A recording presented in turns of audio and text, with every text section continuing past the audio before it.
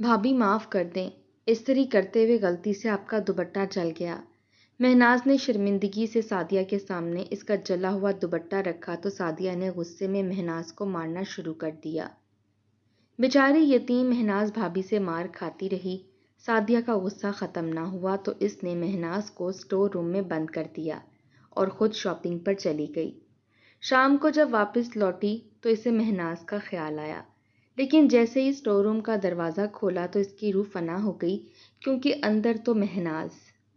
بھابھی مجھے بہت بھوک لگ رہی ہے، تھوڑا سا کھانا دے دیں، مہناز نے دھیمی آواز میں سعدیہ سے کہا تو سعدیہ کو فوراً غصہ آ گیا۔ ابھی 11 بجے تو تم نے ناشتہ کیا تھا، میں نے خود تمہیں رات والی 2 روٹیاں دی تھیں، اب 5 بجتے ہی تمہیں پھر سے بھوک لگ گئی ہے، اب کل ہی کھانا ملے گا، جس وقت پر آج کھایا اسی وقت پر کھانا ملے گا۔ میرے میاں کا مفت کا مال نہیں ہے، محنت کی کمائی ہے، تم تو ایسے کھاتی ہو جیسے زندگی میں کبھی کھانا نصیب ہی نہ ہوا ہو، جاؤ دفع ہو جاؤ یہاں سے، کوئی کھانا وانا نہیں ہے۔ سعدیہ نے صرف کھانا مانگنے کے جواب میں مہناز کو ڈھیروں باتیں سنا ڈالیں۔ مہناز آنکھوں میں آنسو بھرے چپ چاپ وہاں سے پلٹ گئی اور اسٹور روم میں جا کر بند ہو گئی، لیکن اس کے ہاتھ میں چارجنگ والی لائٹ تھی جو اس نے جلائی ہوئی تھی۔ سعدیہ نے دور سے ہی اسے اسٹور روم کی طرف جاتے ہوئے دیکھا مگر کچھ کہا نہیں۔ مہناز سعدیہ کی یتیم نند تھی جس پر سعدیہ جی بھر کر ظلم کیا کرتی تھی۔ مہناز ڈرپوک طبیعت کی مالک تھی، کبھی بھی اپنے بھائی سے شکایت نہیں لگاتی تھی۔ سعدیہ نے بھی ظلم کی حد کر رکھی تھی، نہ ہی کبھی مہناز کو اچھا کھانے کو ملتا تھا، نہ ہی کبھی اچھا پہننے کو ملتا تھا۔ گھر سے باہر آنے جانے پر بھی پابندی تھی، نہ ہی کسی کو مہناز سے ملنے دیتی تھی کہ کہیں اس کا پول کھل کر سامنے نہ آ جائے اور وہ کسی کو یہ نہ بتا دے کہ اس کے ساتھ کیسا سلوک کیا جاتا ہے۔ لوگوں کے سامنے سعدیہ ہمیشہ اپنی تعریفیں کرتی رہتی تھی، کہتی تھی ایک میں بھی ہوں جس نے نند کو پھولوں کی طرح رکھا ہوا ہے، ہر کام بھی سکھایا اور اس پر کوئی بوجھ بھی نہیں ڈالا۔ لوگ نہ جانے کیسے ساس سسر کے ساتھ ظلم کر لیتے ہیں، جبکہ میری ایک نند ہے، مجھ سے تو اس سے اونچی آواز میں بات نہیں کی جاتی، ترس آ جاتا ہے۔ مہناز یہ سب سن کر حیران ہوتی تھی کہ اس کی بھابھی کب اس کے ساتھ اتنے اچھے طریقے سے پیش آتی تھی کہ وہ یوں سب کے سامنے اپنی تعریفیں کرتی رہتی تھی، مگر وہ کچھ بولتی نہیں تھی، وہ تو کھانا تک اسے گن گن کر دیا کرتی تھی۔ آج بھی مہناز کو بھوک کی وجہ سے بہت کمزوری ہو رہی تھی۔ اس نے سوکھی روٹیوں کے درمیان سے 2 نوالے نکال کر کھائے تھے کیونکہ باقی سارے ٹکڑے سخت تھے۔ انہیں کھانے سے بھوک تو نہیں مٹتی تھی، البتہ پیٹ میں ضرور درد ہونے لگتا تھا، اس لیے اس نے درمیان سے 2 نوالے کھا لیے تھے۔ وہ سارا دن واشنگ مشین لگا کر کپڑے دھوتی رہی اور گھر کے دوسرے کام کرتی رہی۔ تھکاوٹ کی وجہ سے بے حال ہو رہی تھی اور زیادہ کام کرنے کی وجہ سے بھوک بھی لگ رہی تھی، لیکن کھانا مانگنے پر بھابھی نے ہمیشہ کی طرح ٹکا سا جواب دے دیا تھا۔ اس نے ہمیشہ کی طرح چارجنگ لائٹ اٹھائی اور اسٹور روم میں بند ہو گئی۔ تھوڑی دیر بعد وہ باہر نکلی تو وہ فریش سی تھی، پہلے چہرے پر جو تھکاوٹ نظر آ رہی تھی اب کہیں نہیں تھی۔ سعدیہ نے حیران ہو کر اس کی طرف دیکھا کہ یہ اسٹور روم میں جا کر ایسا کیا کرتی ہے کہ اتنی فریش ہو کر واپس آتی ہے، جبکہ پہلے تو بھوکی پیاسی ایسے لگتی ہے جیسے ابھی کے ابھی مر جائے گی۔ سعدیہ نے سوچا ضرور تھا مگر اسے کہا کچھ نہیں تھا۔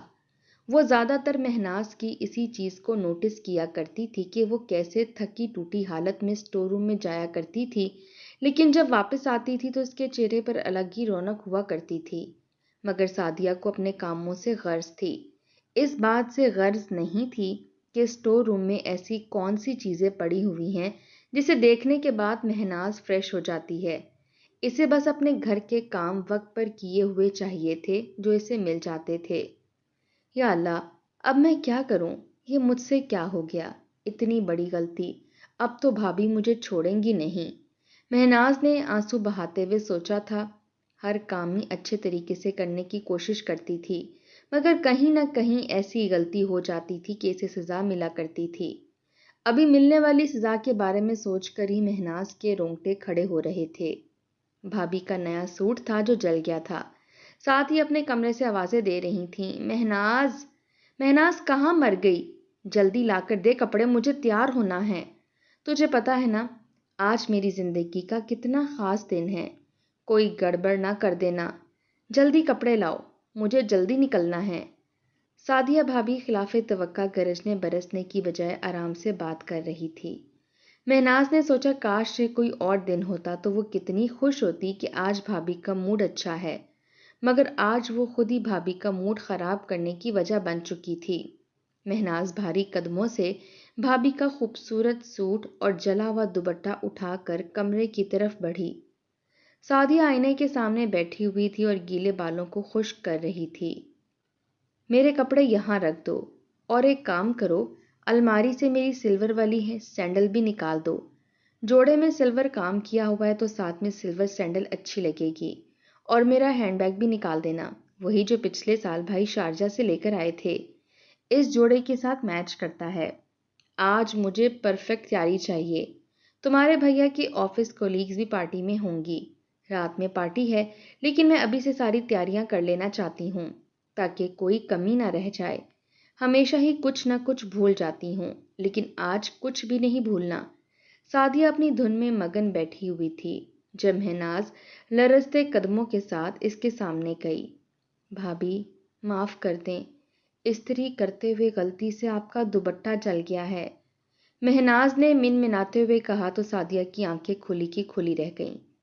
غور سے مہناز کی طرف دیکھا اور کہنے لگی، ایسی کوئی بات نہ کرنا، میرا موڈ آج بہت اچھا ہے، میں تمہیں کسی بھی طرح کی سزا نہیں دینا چاہتی، اس لیے کہہ دو کہ تم مذاق کر رہی ہو، حالانکہ ہمارے درمیان مذاق کا بھی کوئی رشتہ نہیں ہے۔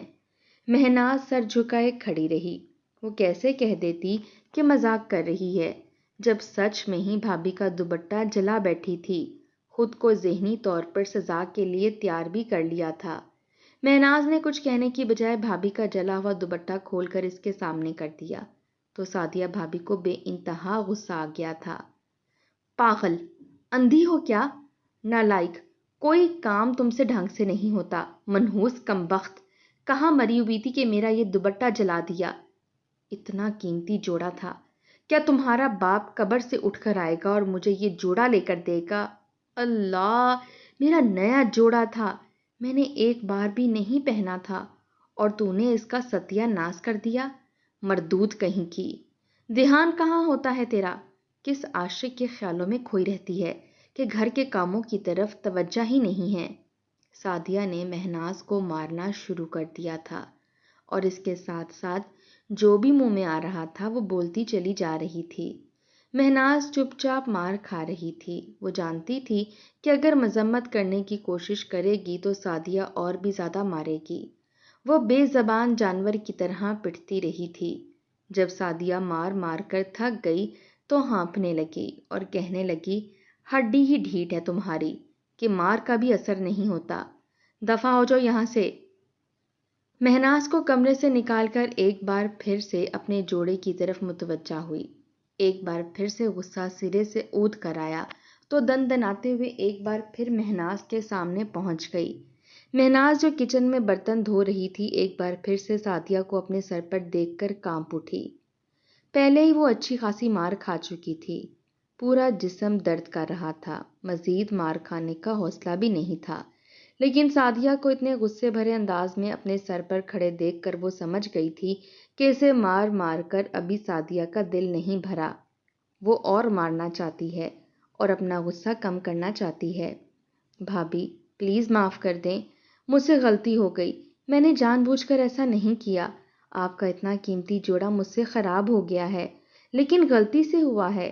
وہ ایک بار پھر سے اپنی صفائی دے رہی تھی جب سعدیہ نے اسے بازو سے پکڑا اور پچھلے برآمدے اور راہداری میں سے گزرتے ہوئے اسے اسٹور روم کے قریب لے گئی۔ یہ نہیں بھابھی، ایسا مت کریں، یہاں پر بہت کیڑے مکوڑے ہیں، اندھیرا بھی حد سے زیادہ ہوتا ہے اور گرد و غبار بھی ہے، آپ کو پتہ ہے مجھے سانس کا مسئلہ ہوتا ہے، پلیز مجھے یہ سزا نہ دیں۔ سعدیہ مہناز کو اسٹور روم میں بند کرنے ہی لگی تھی جب مہناز اس کے قدموں میں گر گئی اور اس کے پاؤں پکڑتے ہوئے معافی مانگنے لگی۔ آنکھوں سے آنسو بہتے جا رہے تھے۔ स्टोर रूम में वक्त गुजारना इसके लिए जिंदगी का कठिन तरीन वक्त होता था। वो अंधेरे से बहुत डरती थी, रात को भी लाइट जलाकर सोया करती थी। स्टोर रूम का अंधेरा इसकी जान लेने के लिए काफी होता था। ऊपर से वहां मौजूद छिपकलियां, कीड़े मकोड़े और दूसरे हशरात। खौफ के मारे इसका बुरा हाल हो जाता था। सांस उखड़ने लगती थी। अगर वक्त पर सादिया को रहम आ जाता तो इसे स्टोर रूम से निकाल लेती, वरना वो ऑक्सीजन की कमी के बायस अपनी सुध बुध खो दिया करती थी।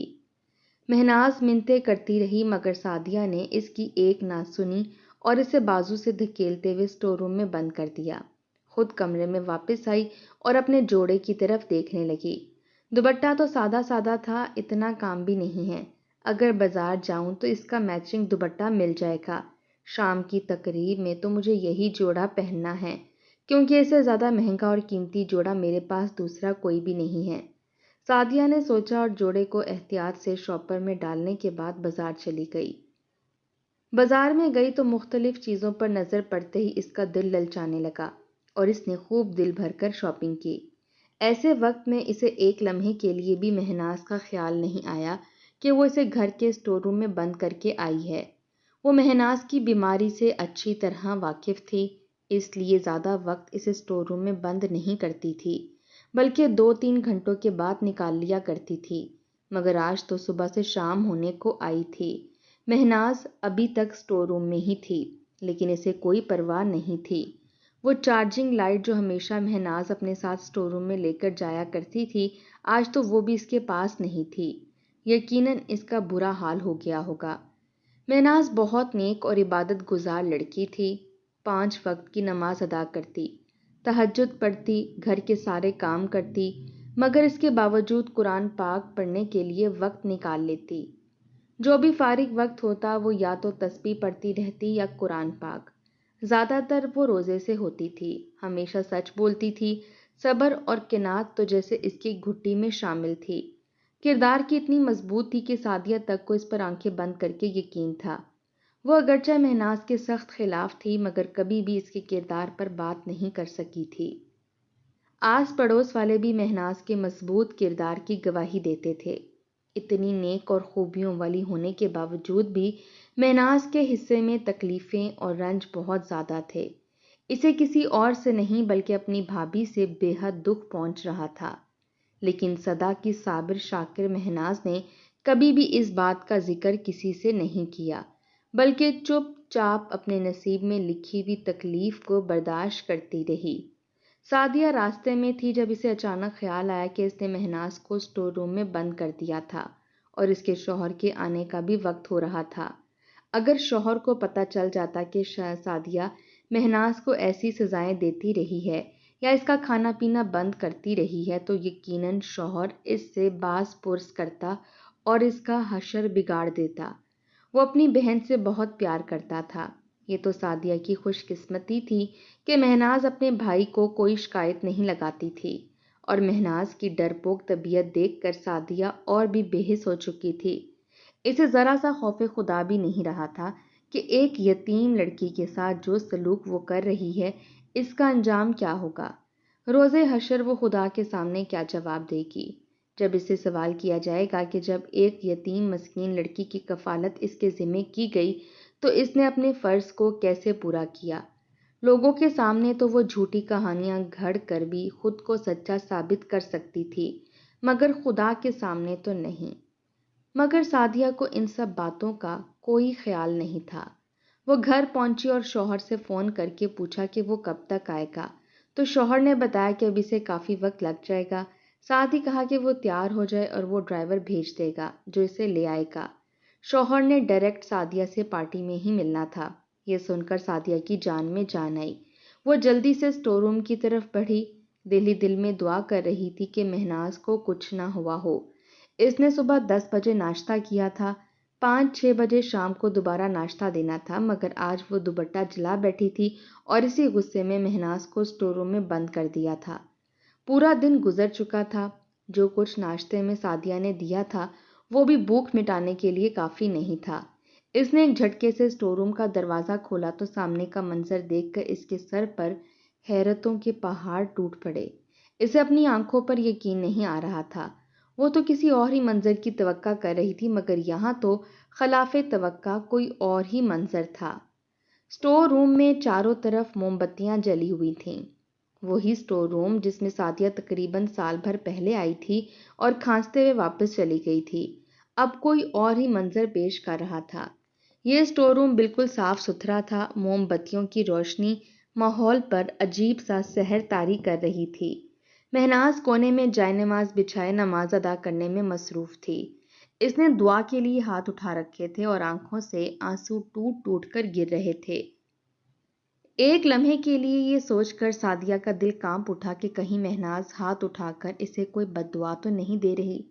وہ جو مہناز پر اتنے ظلم کرتی رہی ہے، اگر مہناز نے اسے بد دعا دے دی تو وہ تو نہ دنیا کی رہے گی اور نہ ہی آخرت کی۔ یہ سوچ کر سعدیہ بے چین ہو گئی۔ وہ آگے بڑھی مگر اسے ایک اور جھٹکا لگا۔ مہناز کے پاس کھانے پینے کی چیزوں کا ایک انبار لگا ہوا تھا۔ ڈشوں میں طرح طرح کے کھانے پڑے ہوئے تھے جو بالکل تازہ تھے۔ مہناز نے سلام پھیرا اور بھابھی کی طرف دیکھ کر مسکرائی۔ آئیے بھابھی، آپ بھی میرے ساتھ کھانے میں شامل ہو جائیں۔ مہناز، یہ کھانا کہاں سے آیا ہے؟ سعدیہ نے دہشت زدہ سی آواز میں پوچھا۔ بھابھی، اللہ مدد کرنے والا ہے۔ میرے لیے یہ رزق میرے خدا کی طرف سے آیا ہے۔ انسانوں کو لگتا ہے کہ دوسرے کے رزق کا اختیار ان کے ہاتھ میں ہے، لیکن وہ سراسر غلط سمجھتے ہیں۔ رزق کا وعدہ اللہ نے انسان سے کیا ہے۔ جتنا اللہ نے انسان کے نصیب میں رزق لکھا ہے، وہ کسی نہ کسی وسیلے سے انسان تک پہنچ ہی جاتا ہے۔ آپ میرے کھانے پینے کی فکر نہ کیا کریں، خدا نے خود میرے رزق کا انتظام کر دیا ہے۔ مہناز بہت ٹھہرے ہوئے اور پرسکون لہجے میں بول رہی تھی، جبکہ سعدیہ کے تو جیسے ہوش ہی گم ہو چکے تھے۔ وہ فوراً اسٹور روم سے اپنے کمرے کی طرف بھاگ گئی۔ تھوڑی دیر بعد اس کے میاں کا فون آیا تو سب کچھ ایک طرف ڈالتے ہوئے تیار ہو کر پارٹی میں چلی گئی، مگر پارٹی میں پہنچ کر بھی اس کا ذہن الجھا رہا۔ اسے بار بار مہناز اور اس کے ارد گرد پڑے ہوئے کھانوں کا خیال آ رہا تھا۔ ایسے کیسے ممکن تھا کہ مہناز کو اسٹور روم میں بند کرنے کے بعد وہ چلی گئی اور اس کے پاس اتنے سارے کھانے آ گئے؟ کیا واقعی خدا نے خود اس کے لیے آسمان سے کھانے اتار دیے تھے؟ سعدیہ کو یاد آیا کہ مہناز عبادت گزار بھی تو کتنی تھی، ہر وقت اللہ کی حمد و ثنا میں مصروف رہتی تھی۔ صبر اس کے اندر کوٹ کوٹ کر بھرا ہوا تھا۔ ایک دم ہی سعدیہ کو اپنے سلوک پر شرمندگی ہونے لگی۔ وہ کھانے کو باسی کر دیا کرتی تھی مگر مہناز کو نہیں دیا کرتی تھی۔ کیا یہ انسانیت تھی؟ لوگ تو غیروں پر بھی رحم کھا لیتے ہیں، اور وہ تو اس کی اپنی تھی، خالہ کی بیٹی تھی اور شوہر کی عزیز جان بہن تھی۔ شوہر بھی تو کتنا پیار کرتا تھا اپنی بہن سے، مگر اس نے کبھی خیال ہی نہیں کیا۔ جیسے تیسے پارٹی کا وقت گزار کر سعدیہ گھر آ گئی اور آتے ہی مہناز کے قدموں میں گر گئی۔ اپنے شوہر کے سامنے ہی اپنے تمام مظالم کا اعتراف کر لیا۔ مہناز نے پیار سے سعدیہ کو اٹھایا اور گلے سے لگا لیا۔ کہنے لگی، بھابھی، آپ شرمندہ نہ ہوں۔ آپ کے کیے ہوئے ظلم میرے ایمان کی مضبوطی کا سبب بنے اور مجھے میرے خدا سے ملا دیا۔ وہ لوگ غلط کیسے ہو سکتے ہیں جو آپ کو آپ کے رب سے جوڑ دیں؟ آپ فکر نہ کریں، میرے دل میں آپ کے لیے کوئی غصہ یا گلہ نہیں ہے۔ اگر ہوتا تو میں بھائی کو شکایت لگا دیتی۔ میرا بھائی کو شکایت نہ لگانا اس بات کا ثبوت ہے کہ میں آپ سے بالکل بھی ناراض نہیں ہوں۔ مہناز نے سعدیہ کو کہتے ہوئے گلے لگا لیا۔ مگر مہناز، تمہارے پاس وہ کھانا کہاں سے آیا تھا؟ سعدیہ نے آخر وہ سوال پوچھ ہی لیا جس نے اس کی دنیا پلٹ کر رکھ دی تھی۔ بھابھی، مجھے نہیں پتا وہ کھانا کہاں سے آتا ہے۔ اسٹور روم کی کھڑکی میں سے ہمیشہ یہ کھانے کی ڈش اندر آ جاتی ہے۔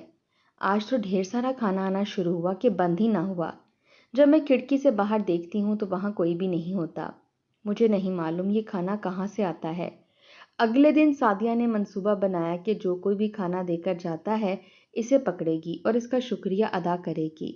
اس لیے اس نے مہناز کو ایک بار پھر اسٹور روم میں بند کر دیا اور خود اوپر کے کمرے سے باہر جھانکنے لگی۔ تبھی ایک عورت سیاہ برقعے میں ملبوس آئی اور کھڑکی سے کھانا اندر پکڑانے کے بعد چپ چاپ واپس لوٹ گئی۔ سعدیہ اوپر والے کمرے کی کھڑکی سے یہ منظر دیکھ رہی تھی۔ وہ عورت ایک بہت بڑے بنگلے میں داخل ہو گئی تھی۔ اگلے دن سعدیہ اور مہناز اس بنگلے میں گئیں اور سارا قصہ بیان کیا تو وہ عورت کہنے لگی کہ مجھے مہناز ہمیشہ سے بہت پسند ہے، میں اسے اپنے گھر کی بہو بنانا چاہتی ہوں، مگر میں اکثر اپنے گھر کی چھت سے دیکھتی تھی کہ مہناز پر ظلم ہو رہا ہے، لیکن میں خاموش رہتی تھی، اس لیے آواز نہ اٹھائی۔ ہاں، اسے بھوکا نہیں دیکھ سکتی تھی، اس لیے اسٹور روم میں سے کھانا دے کر چپ چاپ واپس لوٹ جایا کرتی تھی۔ اور جب آپ لوگ آ ہی گئے ہیں تو میں آپ سے مہناز کا ہاتھ مانگتی ہوں، میں باقاعدہ رشتہ لے کر بھی آؤں گی۔ میرا بیٹا پڑھا لکھا اور شریف ہے، ڈاکٹر ہے، مجھے اپنے بیٹے کے لیے ایسی لڑکی کی ضرورت ہے جو نیک ہو، عبادت گزار ہو، سب سے بڑھ کر صبر شکر کرنے والی اور ہر طرح کے حالات میں راضی رہنے والی ہو۔ اس عورت کی بات سن کر مہناز شرما گئی، جبکہ سعدیہ بھی خوشی سے پاگل ہو اٹھی۔ تھوڑے عرصے بعد مہناز کی شادی اس ڈاکٹر کے ساتھ ہو گئی اور اس پر ہونے والے تمام مظالم پر صبر کا صلہ اللہ نے اسے ایک بہترین شوہر کی صورت میں دے دیا۔